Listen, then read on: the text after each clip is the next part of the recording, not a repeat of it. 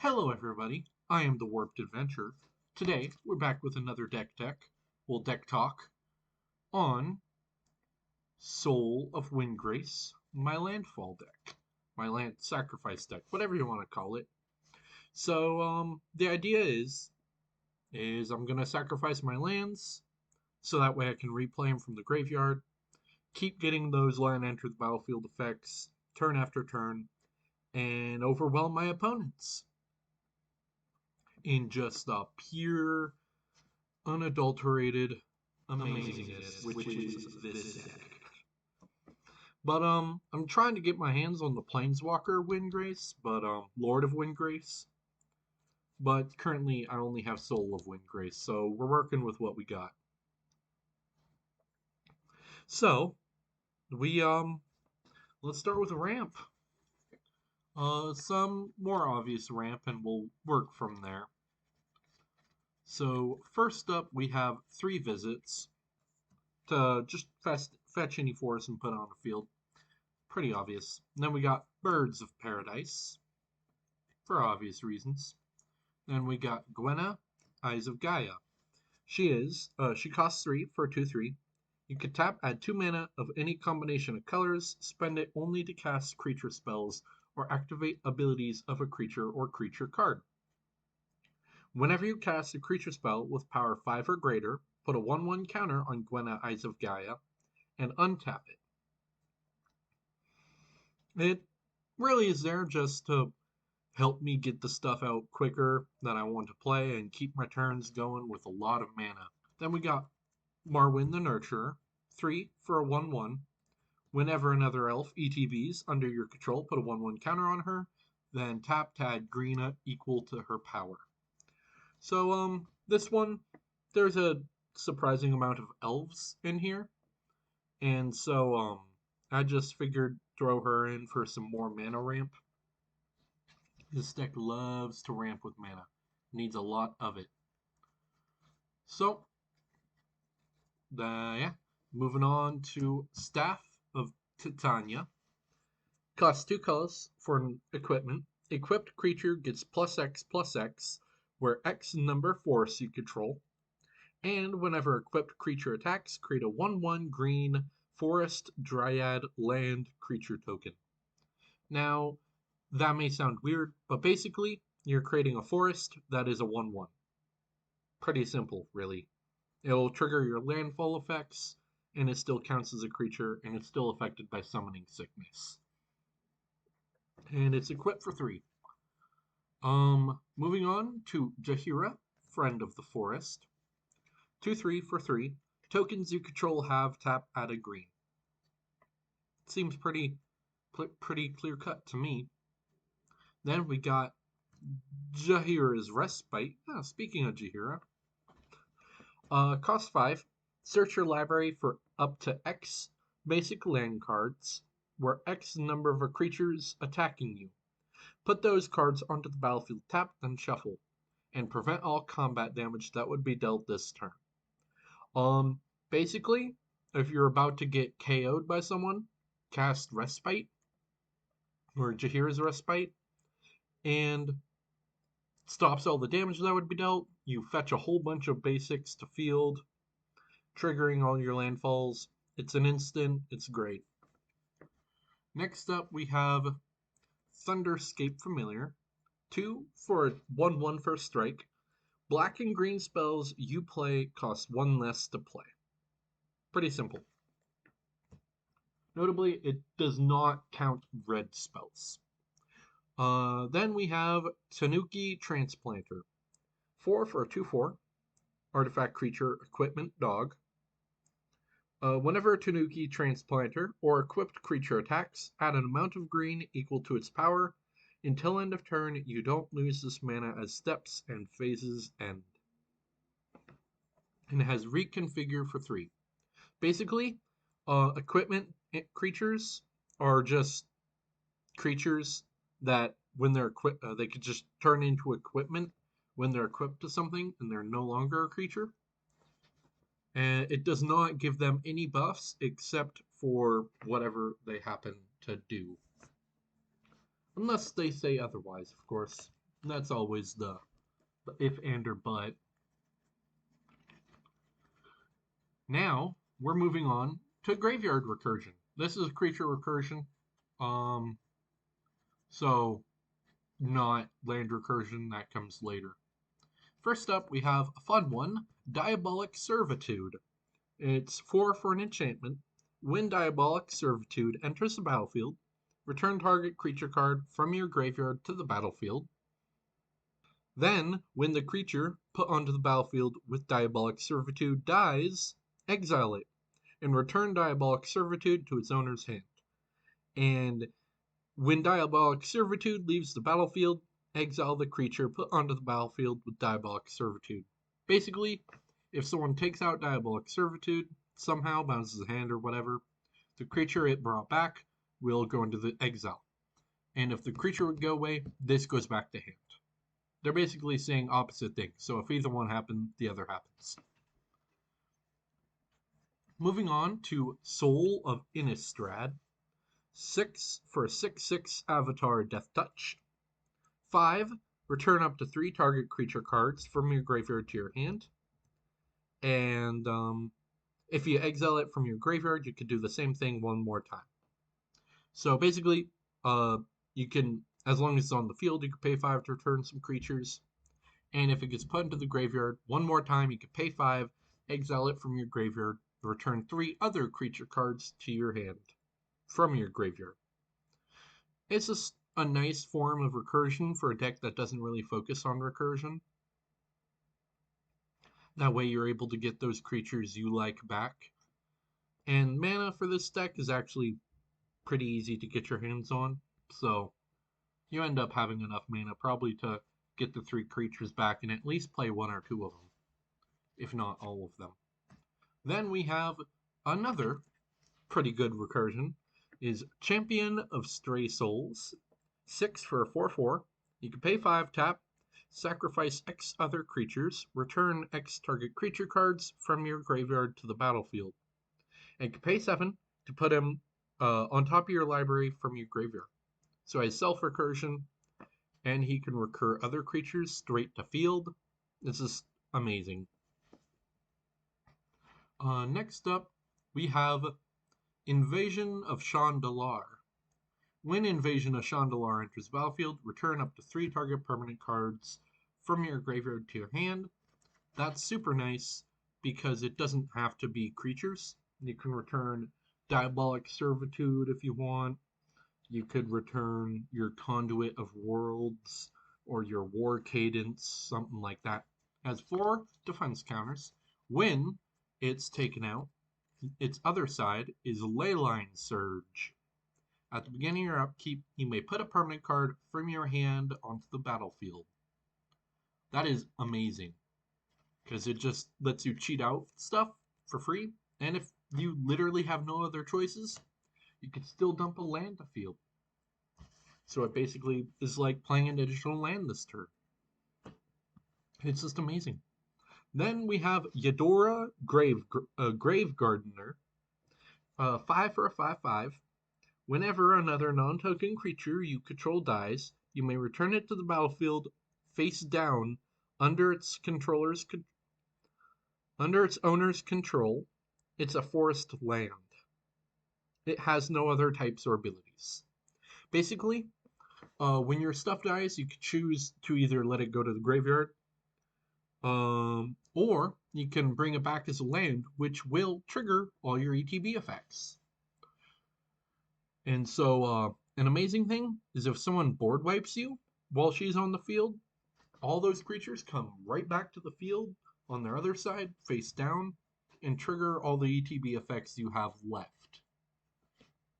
So if you had any non-creature ETBs for land ETBs, then there you go. Removal, we have Beast Within, pretty obvious.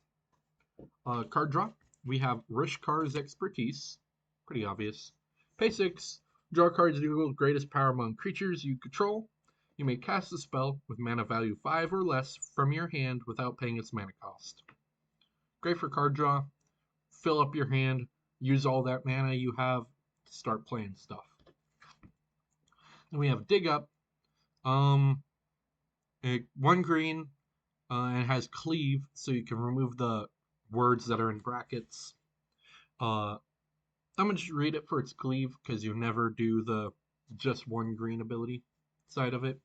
But for a colorless, two black and a green for its cleave, search your library for a card, put it in your hand, then shuffle. But if you do its normal side, you just pay green, search your library for a basic land card, reveal it, put it into your hand, then shuffle. Basically, it lets you find any card you want and pop it into your hand.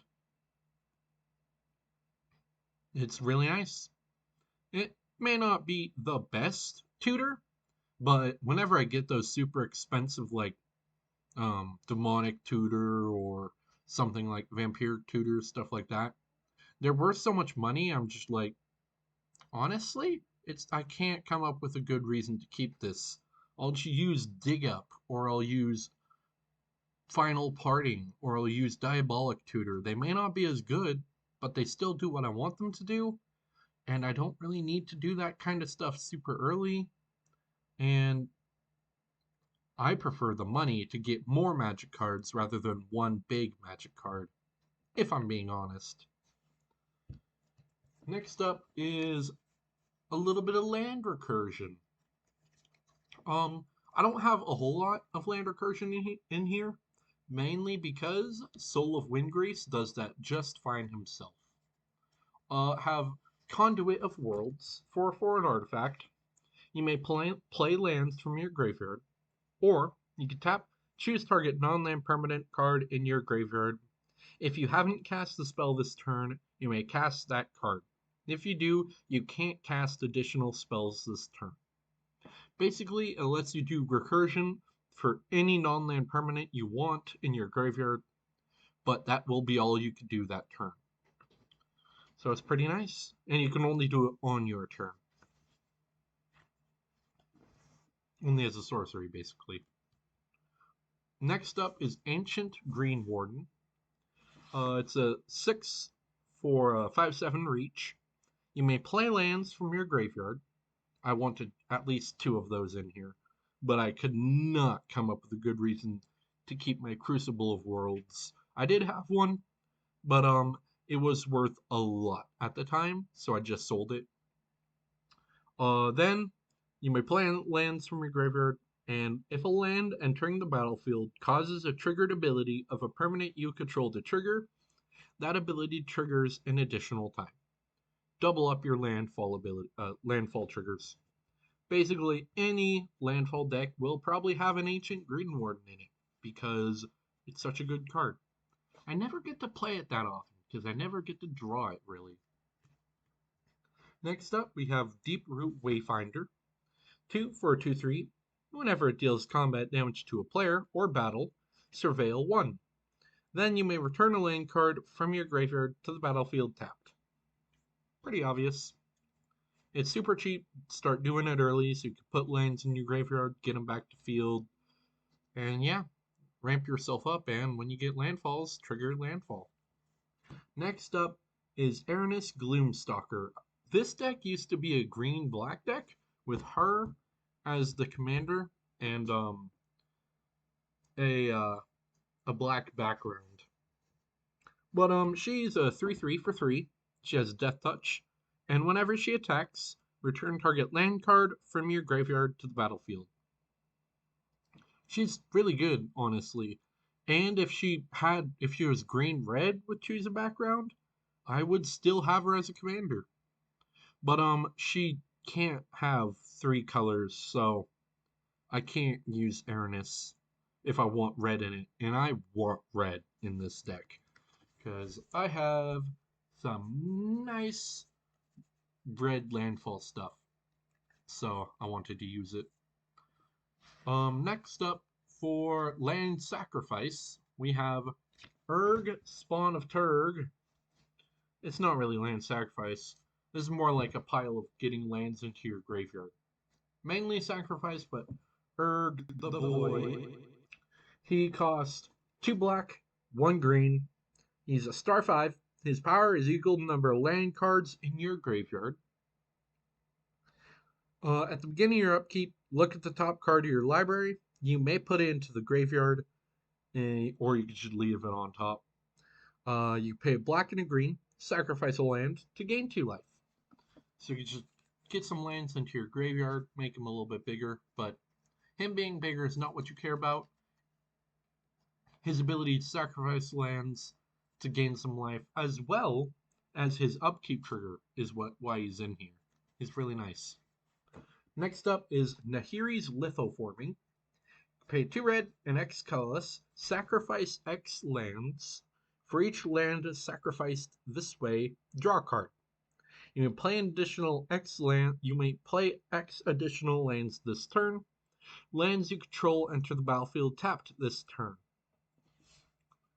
So yeah, it can fill up your hand, and if you have something that lets you play lands from your graveyard, you can play all. You can sacrifice all your lands and then play them all in one turn, and draw a whole bunch of cards, and it's really nice. Sure, they enter tapped, but you won't care because you have enough things that give you enough mana that aren't lands. You can run without that. Next up is Hugh the Entwood. Cost 5. Sacrifice any number of lands. Then reveal the top X cards of your library, where X number of lands sacrificed this way. Choose any number of artifacts and or land cards revealed this way. Put all non-land cards chosen this way onto the battlefield.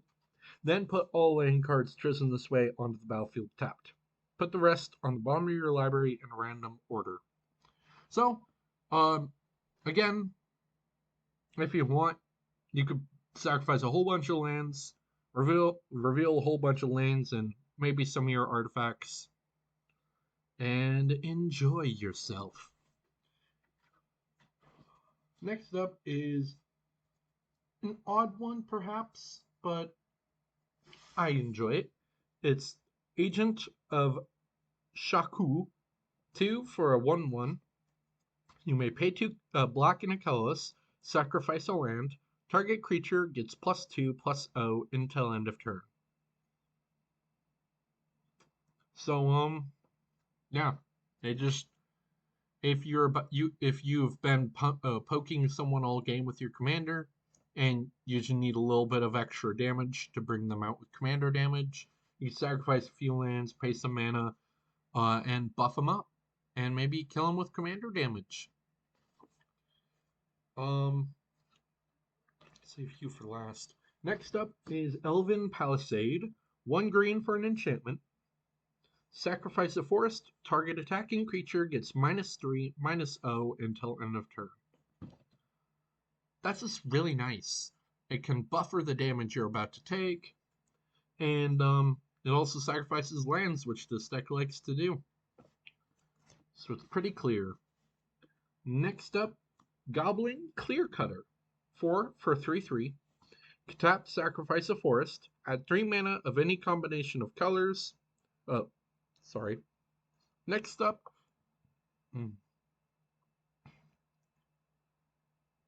Next up is Goblin Clearcutter. 4 for 3/3. Tap, sacrifice a forest. Add 3 mana in any combination of red and or green to your mana pool.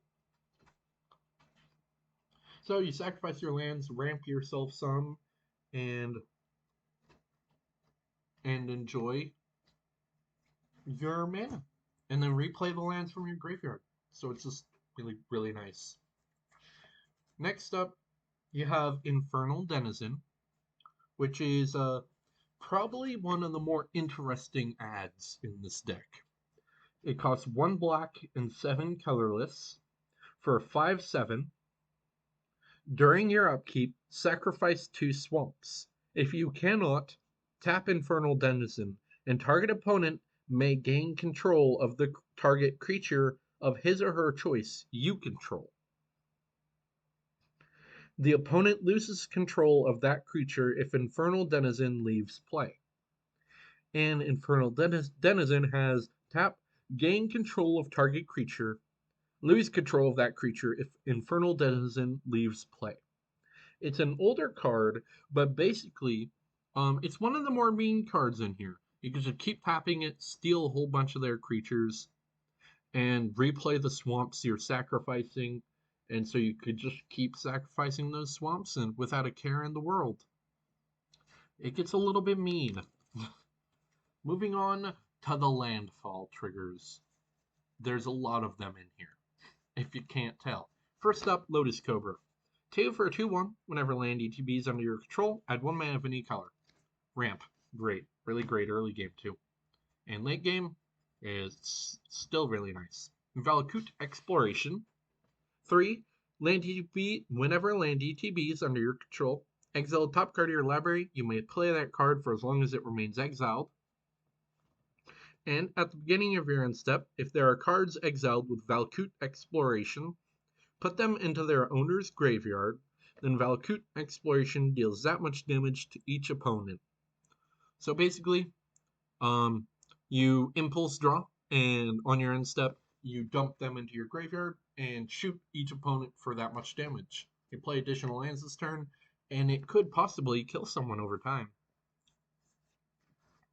Next up, we have Retreat to Kazandu. 3 for an enchantment. Whenever land ETBs under your control, choose 1. Either put a 1/1 counter on target creature, or you gain 2 life. Pretty simple. It's pretty clear why it's in there. Next up is Obnixilis the Fallen. He's 5 for a 3/3. Whenever land enters the battlefield under your control, you may have target player lose 3 life. If you do, put 3 1/1 counters on Obnixilis the Fallen.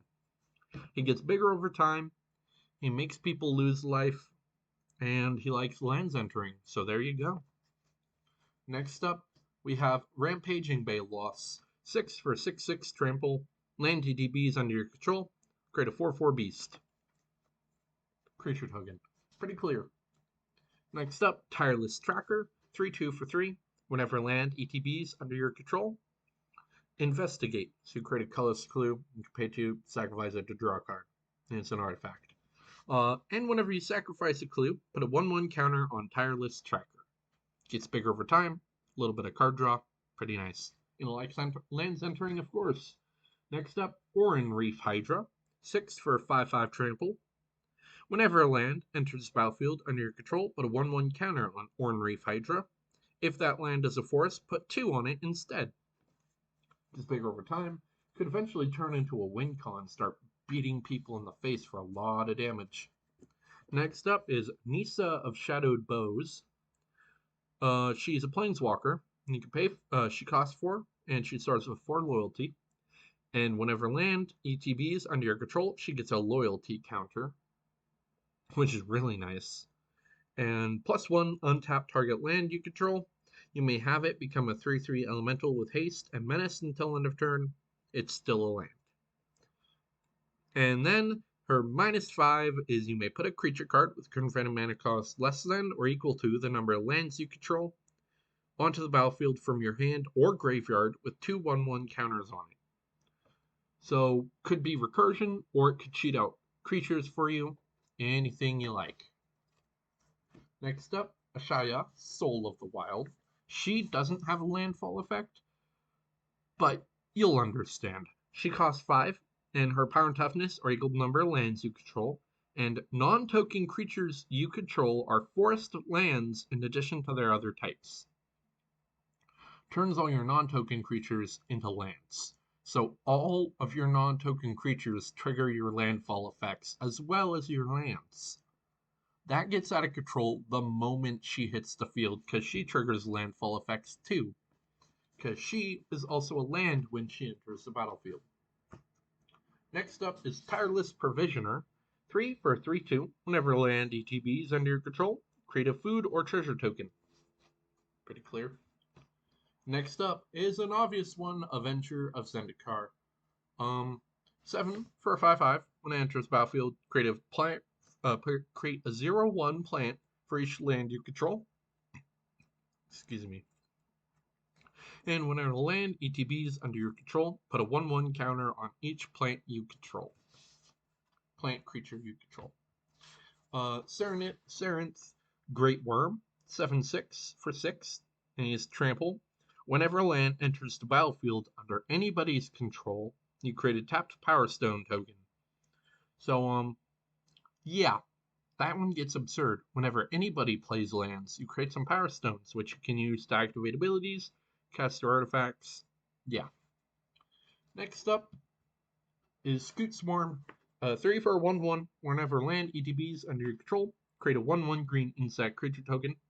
If I control 6 or more lands, instead create a token that's a copy of Scoot Swarm. If you have 6 or more lands, every time you play land, you double the number of Scoot Swarms you control. So if you have 1 Scoot Swarm, it goes to 2. If you have 2, it goes to 4. 4 goes to 8. 8 goes to 16. 16 goes to 32. 32 goes to 64. 64 goes to 128. And it gets its exponential growth on creatures. That gets out of control amazingly quickly. Next up, we have Omnath, Locus of Rage. The whole reason I added red into this deck, honestly. He costs 3 colors, 2 red and 2 green, so 7 in all. For a 5/5, whenever a land enters the battlefield under your control, put a 5/5 red and green elemental creature token onto the battlefield. That in itself is ridiculous. And also, whenever he or another elemental you control dies, Omnath deals 3 damage to target creature or player. If they start killing off your elementals, you start punching them in the face, or killing off their own creatures. It's really nice. Next up is Morag, Fury of Akum. This is actually Morag, Fury of Akum, but Akum sounds way better. 6 for a 6/6. Each creature you control gets +1/+0 for each time it has attacked this turn. Pretty nice. But whenever a land enters the battlefield under your control, if it's your main phase, there's an additional combat phase after this phase. At the beginning of that combat, untap all creatures you control. He is absurd. Every time you play a land, you get an additional combat. In this kind of deck, means you just play 3 lands, you get 3 additional combats. And you start punching people hard, then punch them hard again, then punch them hard again, then punch them hard again. And every time you're punching them, they get heavier and heavier punches because they all get more and more power the more they attack. And that gets ridiculous on tokens. Next up is Curse of the Restless Dead. 3 for an enchantment or a curse. Enchant player. Whenever a land enters the battlefield under enchanted player's control, I create a 2/2 black zombie creature token with Decayed. So yeah, just gives you some attackers. Really nice, honestly. Next up is Infernal Sovereign. 6 for 6/6 flying trample. Skip your draw step. Whenever you play a land or cast a spell, you draw a card and lose a life. So yeah, I think it's pretty clear why that's amazing. Whenever you play a land, you draw a card is so good. And that losing life doesn't matter if you have your Retreat to Kazandu out, because every time you play a land, you gain 2 life. So basically, in that case, every time you play a land, you gain a life and draw a card. Ridiculous. Next up is Akum Hellkite. 6 for 4/4 flying. Whenever land enters the battlefield under your control, Akum Hellkite deals 1 damage to target creature or player. If that land is a mountain, Akum Hellkite deals 2 damage to that creature or player instead. So yeah, start punching people in the face just for playing lands, drawing cards for playing lands, creating creatures for playing lands, playing creatures to trigger those effects as well. It gets ridiculous. Next up is the miscellaneous pile, I guess you could say. First is War Cadence. 3 for an enchantment. You can pay X colorless and 1 red. Creatures can't block this turn unless their controller pays X colorless for each blocking creature. Basically, you could dump all those power stones you're getting from the Sarenth Great Worm into this and pay a red, and every time someone wants to block for each creature they're trying to block with, they gotta pay like, I don't know, 6 mana. That could just be a game ender because it just says, yeah, people can't block. Yeah, sorry, you can't block unless you want to pay 12 mana for each creature. Good game. GG, well played. Next up is Nature's Will. 4 for an enchantment. Whenever one or more creatures you control deal combat damage to a player, tap all lands that player controls and untap all lands you control. Yeah, pretty clear why that's great. During combat, you untap all your lands and tap down all your opponent's lands. Especially if you just go straight to combat and swing, then all their counter spells, they haven't had anything to counter so far. And then you hit them with even just one creature, and all their lands get tapped. Now they can't cast that counter spell. You can move on to second main phase and play your amazing cards. So that way they can't be countered. Keep in mind, the very next turn, or that turn, they could just be removed with removal spells and such. But still, point still stands. Next up is Rebuild the City. It's 6 mana for a sorcery. Choose target land. Create 3 tokens that are copies of it, except they're 3/3 creatures in addition to their other types, and they have Vigilance and Menace. Pretty nice. Then we got Nissa Vital Force. 5 for a Planeswalker. She has 5 loyalty. You can +1 to untap target land you control until your next turn. Becomes a 5/5 elemental creature with haste. It's still a land. It's pretty nice. Then moving on to -3. You return target permanent card from your graveyard to your hand. Recursion if you need it. But you really want to be waiting till you hit 7. That way you can -6. You get an emblem with whenever a land enters the battlefield under your control, you may draw a card. If you could get that twice, or 3 times, or 4, or even just once, play a land, draw a card. Play a land, draw a card. Play a land, draw a card. Really, really, really, really nice. Next up, we have Hammer of Perforos. 3 for a legendary enchantment artifact. Creatures you control have haste, and you can pay 3, tap, sack a land to put a 3/3 colorless Golem enchantment artifact creature token onto the battlefield. Pretty nice. Main thing is, all your stuff has haste, which this deck really likes because it dumps a whole lot out in one turn, and you want to swing with that in the same turn. Having this out means you can. Next up, you have Bear Umbra, and it's a lot like Nature's Will, but better. 4 for an enchantment aura. Enchanted creature gives +2/+2, and has, whenever this creature attacks, untap all lands you control. So it doesn't need to connect, it only needs to swing to get to untap all your lands, as well as Totem Armor. If an enchanted creature would be destroyed, instead remove all damage from it and destroy this aura. So if they were to be killed, instead you kill this aura, and the creature lives on. Next up is Root Path Purifier. 4 for 3/4, lands you control and land cards in your library are basic. Yeah, basically, it means your evolving wilds can actually go fetch you a Bajuka Bog, or it could fetch you a Temple of Abandon, or it could fetch you Argoth Sanctum of Nature, or a lot of things. It's really, really nice. And finally, we have the playing additional lands. There's 4 of them. First up is Explore. 2 for a sorcery, play additional land this turn, draw a card. Pretty obvious. Then we have Sword of Forge and Frontier. 3 for an artifact equipment. Equipped creature gets +2/+2 and has pro red and green. Whenever equipped creature deals combat damage to a player, exile the top 2 cards of your library. You may play those cards this turn, and you may play an additional land this turn, and is equipped for 2.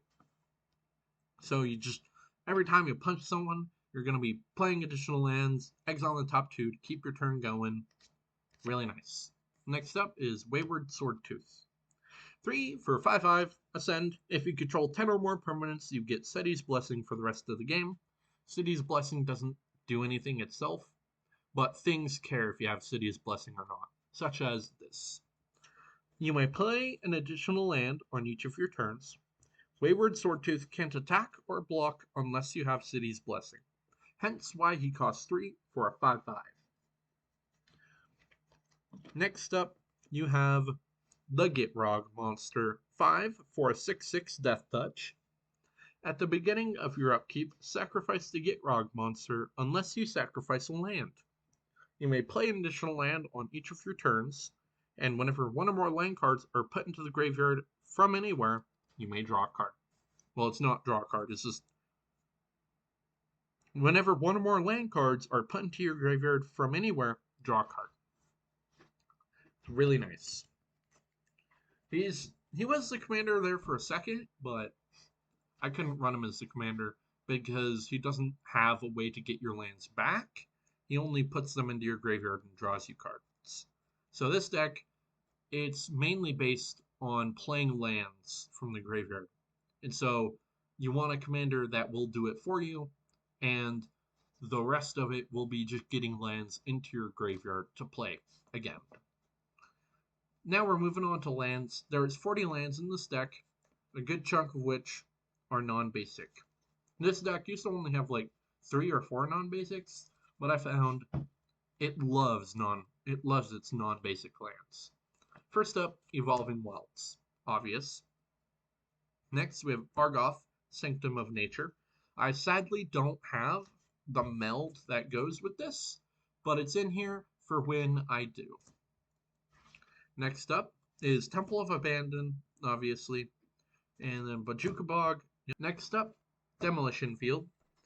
It taps for colorless, and you can pay to tap, sacrifice it. Destroy target non-basic land an opponent controls.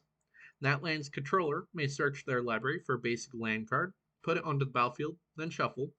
You may search your library for a basic land card, put it onto the battlefield, then shuffle. This one's really nice because it could take out Maze's End, or it could take out some other annoying land an opponent controls. They still go fetch a land, so it's not really land destruction unless you're targeting lands that tap for 2, which I just don't with Demolition Field. And you also go fetch a land as well that comes in untapped. So it ramps you, it takes out a problem without angering your opponents too much. And this is really nice. Next up is the Shire. It enters tapped unless you control a legendary creature. It taps for green, and you can pay to tap an untapped creature you control, and create a food token. Really nice. It's mainly in here, so that way you can get great food to gain some life if you need. And it can enter untapped, which is also nice. Next up is Woodland Chasm. It's a swamp forest, which is the main reason it's in here. And it taps for black or green and enters tapped. Next up is Mobilized District. Taps for colorless, or you can pay 4 colorless, and it becomes a 3/3 citizen creature with vigilance until end of turn. It's still land. His ability costs 1 less to activate for each legendary creature and planeswalker you control. So it could possibly just be free. You could turn it into a creature whenever you want. And that means if someone's swinging at you, you just pay 0, turn it into a creature, and boom, you have something to block with. It's super, super nice. And the creature that it turns into has vigilance, so it doesn't tap, and so you can use it for mana still. Next up, you have Buried Ruin, mainly in here in case someone takes out your Conduit of Worlds or some other important artifact in here. If someone takes out your Conduit of Worlds or your Hammer of Perforos or your Tanuki Transplanter or your Staff of Titania. There's a few things in here that people would want to take out that's an artifact. And you can pay to sacrifice Buried Ruin to return target artifact card from your graveyard to your hand. So it just lets you protect those things and get them back if someone takes them out. Blighted Woodland. Pay for a tap, sack it, fetch 2 basics, put them on the field, taps, and then shuffle. And replaying that and doing it again, and then doing it again, and then doing it again. You just keep fetching basics to field, because then you play Blighted Woodland from the graveyard and sacrifice it again to go fetch more, and play from the graveyard again, sacrifice again, sacrifice it again to go fetch more. So that way, soon you'll have all your lands to field, and you can keep sacrificing them, playing them from the graveyard, and vice versa, and it's really nice. And Gruul Turf, yep. Highland Forest, it's the red-green version of that Swamp Forest. This one's a Mountain Forest. Then we have Cinder Glade. It's a Mountain Forest. It enters tapped unless you control 2 or more basic lands. That one's pretty nice because, well, it can enter untapped, and it's a Mountain Forest. Some things fetch specific, such as the 3 visits. That's why there's 3 different things that are called forests that are also another color. We have Myriad Landscape. We have Kessig Wolf Run, which you pay X colors, a red and a green, tap. Target creature gets +X/+O and gains trample until end of turn. So if you want to, you could swing for commander damage and give him trample and make him bigger. Then you have Tyrite Sanctum. Tap, add a color, or you can pay 2, tap it. Target legendary creature becomes a god in addition to its other types. Put a 1/1 counter on it. And you can pay 4, tap, sacrifice Tyrite Sanctum, put an indestructible counter on target god. So soon you can start making all your legendary creatures gods, and then you sacrifice it to give it 1 indestructible. You play from the graveyard, sacrifice it again to give another, and so on and so forth until all your stuff has indestructible. And yeah, this has been my Soul of Windgrace Landfall from the Graveyard deck. I hope you enjoyed. If you did, think about leaving a like and perhaps subscribing.